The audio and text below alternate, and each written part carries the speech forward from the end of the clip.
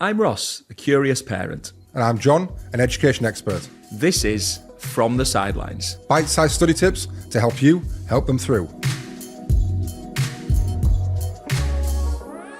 Well, John, I've got to confess, I'm feeling a bit sad actually at the minute. Why's that? Well, we're reaching the end, aren't we, of season 1 of From the Sidelines, and it's been a blast, I think. Well, that tells me you must have enjoyed it then. Yeah, absolutely. I think when we look back on the topics that you've covered, right back at the start in terms of organisation planning, all the way through to mental and physical health, through to preparation, hydration, looking at how parents and carers really can play an active part in children's lives in terms of preparing them for study and for success. And all of those elements together, I feel it makes sense how they come together in one big piece to give that superpower. But equally as well, I think what's been really good is understanding that each of these individual aspects can be vital, even if we implement 1, 2, 3, or 4 of those as we go through. So yeah, I know we've had, and we've mentioned it before in terms of engagement with people that have been listening and watching, and more than anything, I think that says that hopefully people have taken the information from this and they've put it into practice, and it's made a big difference. And ultimately, that's why we decided to do it, wasn't it? Absolutely. We just wanted to kind of give people that information in really bite-sized chunks, make it really simple, make it easy to implement, and give people as many golden nuggets as they can so that they can feel empowered as a parent to help at home, to create the right study environment, to help make sure that their child is in peak performance, mentally, physically, et cetera, and so they can feel that they're doing their part to help them prepare them for school, for education, for exams, and for whatever life throws at them. So yeah, I agree. It's been great to see all the feedback, and yeah, it does. It feels strange to be on this last one of this season, and when you reflect on all of the topics we've done before. Yeah, it's been a great journey, and really, really pleased that we've been able to do this and to engage with the community of parents out there who have responded. So yeah. And just for a final time, obviously this is one part of it. So we've got the podcasts. We also have the 1 minute kind of study videos, the hacks, and we also have the infographics as well, which are essentially graphics can be downloaded, viewed, and hopefully play a part in putting into practice some of those topics that we've mentioned and discussed. So, without further ado, on to the final topic in this season. Yeah. Tell me what it is. Movement and exercise. Movement and exercise. Okay. So within this, and we think back to what we've covered. A lot of the kind of elements that we've covered within this are about academic, about the education element.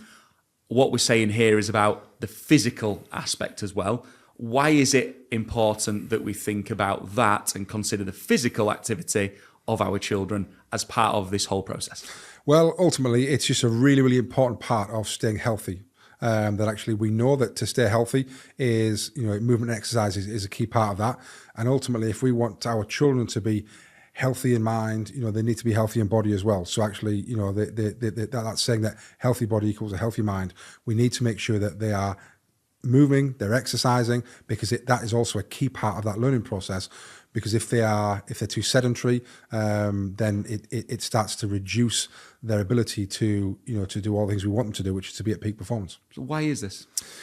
Ultimately, when we exercise, our body releases what we call some neurotransmitters, things like you might have heard of dopamine, serotonin, things that these things actually help to enhance our mood, our ability to concentrate, our ability to be attentive, to understand what's going on around us, to be able to recall information. All of those cognitive demands, actually, it's very interesting that by doing something physical, it helps us mentally, and it improves our ability to do that. So, we want that for our children, and we want them to be able to do that. And as I said before, if we get into a stage where they are healthy and they are moving and they're being physical, also as well, it's the social aspect of it as well. Going out to clubs or joining teams or going to classes, that kind of stuff. We know that there's a social element, and that's a reason why a lot of adults actually join teams and classes. It's not sometimes purely for exercise. It's the social element, and it's the kind of human connection with other people. Again, that's what we want for our children, don't we? For them to be able to understand a team, how actually you've got to give to get something back, discipline, working together, understanding rules, regulations, time, all those type of, so all of that is really, really important. So all of that put together can make a big difference to their learning processes. So I get why it's important. I understand that, and I've always felt that activity and exercise is important to the general overall mental, physical health, of course. However, we've mentioned before around study plans, more of the kind Correct. of education aspect, if you like. Yeah. And I'm really intrigued to understand, are you trying to tell us here that what we should do as parents and carers is actually within those study plans build into it blocks of physical activity for our child? 100%. Yeah. The study planner is there for you to plan, yes, their study, but also other things around their life or your life as a family to make sure that those things aren't forgotten. So if we think about the fact that physical exercise is really important, it's making sure that actually we are planning that in to the weekly, the daily, or the monthly planner so that we don't forget those things. So it might be a walk around, the estate, the town, the street, the village, wherever you live. At the end of a couple of sessions of revision, it might be that it's about putting in the fact that they go to football at 6 o'clock on a Tuesday night, so you don't forget that. Therefore, I think we've talked about this before, but therefore you need to have your tea a bit earlier than that, or after they come back. We do that in our house. That actually, it's like, right, what time is my daughter going to football or cricket tonight? Well, she's going at this time. Right. Well, therefore we probably need to have tea after that because it's quite early. Right. So she can then do some work before she goes. So it's just planning those things in and putting those blocks together about kind of how it would fit so that you don't forget that physical exercise is really important, because there is a tendency, especially around the nitty gritty of exam time, when people perceive that they need to do more and more and more, is that they forget about the physical side, they concentrate on the mental side, and it's all study. And that doesn't do anybody any really good, because it creates this kind of cognitive information overload. We're not moving, we're just sat in front of a desk, and it's just not really good for us. So are you saying that within the study kind of process, within doing so, that we look to maybe break up parts of that? Or we've mentioned before, haven't we, about the habits, the rewards, all of those different elements that come into it. Are you saying that we break up those study pieces with physical activity? That's exactly what I'm saying, Ross. Yeah. And we've talked about before something called a Pomodoro technique, if you can remember back to one of our early episodes, where we said that we should really only be studying for 25 minutes at a time with a 5-minute break. Now, the 5-minute break isn't just sat there in your seat doing nothing. Actually, the 5-minute break should be get up out of your seat, move, and even just walking downstairs, walking to the fridge, getting a drink, going to the toilet, wandering to the front door, back door, getting some fresh air, in that 5 minutes, that acts as almost a physical reset. It gets us up out of our chair, it gets us moving, it gets the blood flowing around our body, gets the oxygen going back to our muscles, it gets us, rehydrated if we take a drink, etc., etc. All of those things are great in that 5 minutes. If you just have a 5-minute break and don't leave your chair, and you just reach for your phone instead, or you just sit there and kind of close your eye, you're not getting the benefits of that kind of proper rest and exercise period. So get up out of your chair, move around, and if you're building those things in and seeing that 5-minute period as an exercise period as well as a rest, it's a mental rest, but a physical kind of recharge, then that's going to start to make a big difference. Because when your child comes back to their desk or their designated study place for the second Pomodoro, they should be more alert.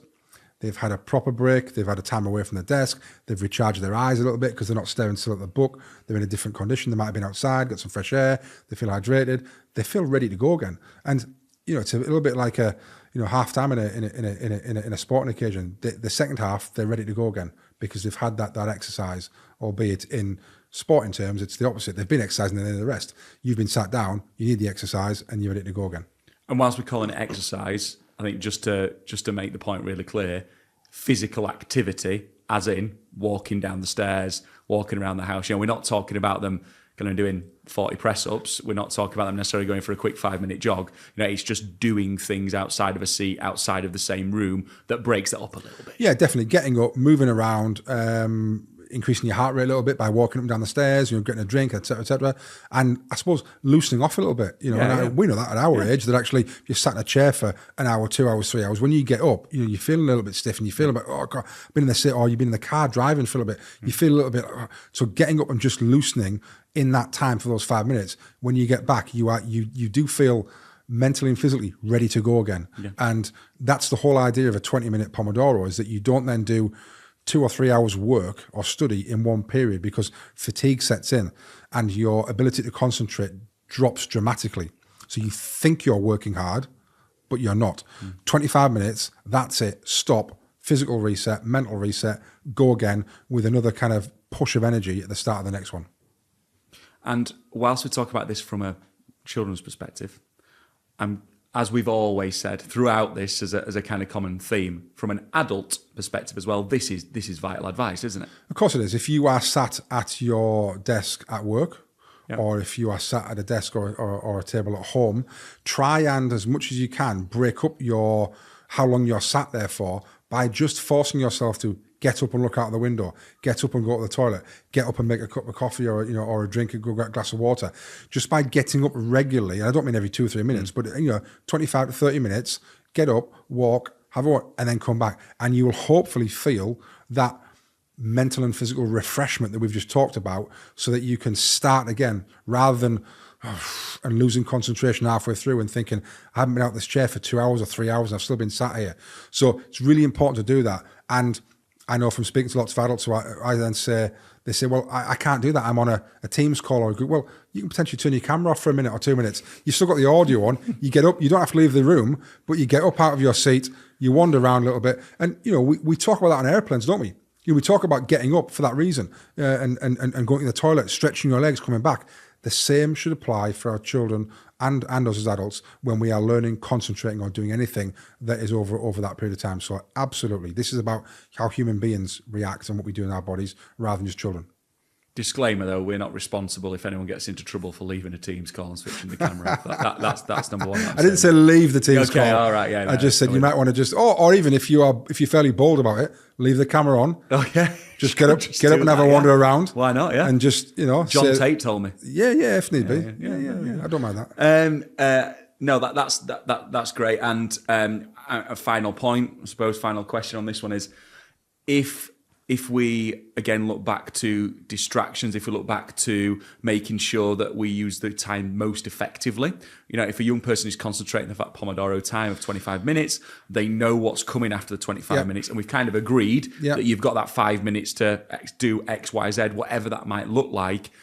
That all culminates in effective study habits, doesn't it? Of course it does. That's the reward on the horizon. Yeah. It's the motivation to work hard for 25 minutes, and in that 5 minutes you can get up, go to the toilet, you're going to get a drink, check your phone for notifications if you want to, get some fresh air, have a little wander outside, that type of stuff. Right, 5 minutes is up now, pass me your phone, second Pomodoro, let's go, let's get on with it, and agree. And like you said, it's pre-agreed, it's not sprung on them at the last minute.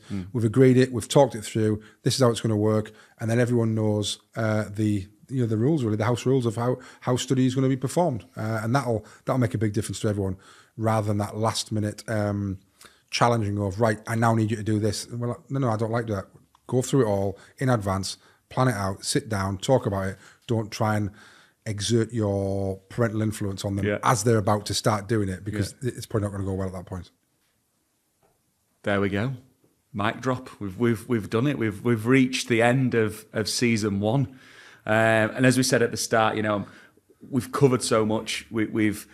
I think we've been really broad in terms of the topics, and I've really appreciated, all of the information that you've shared and the way of doing it in terms of giving that advice, understanding, but also then the practical kind of tip around how that can be implemented.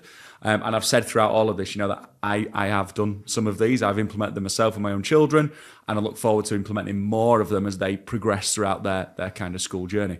And we know from people that have shared that they've absolutely taken on board the kind of topics that we've covered, the way that we've gone through this, and we've seen some real great impacts, haven't we, in terms of the work that we've done and the advice that you've shared.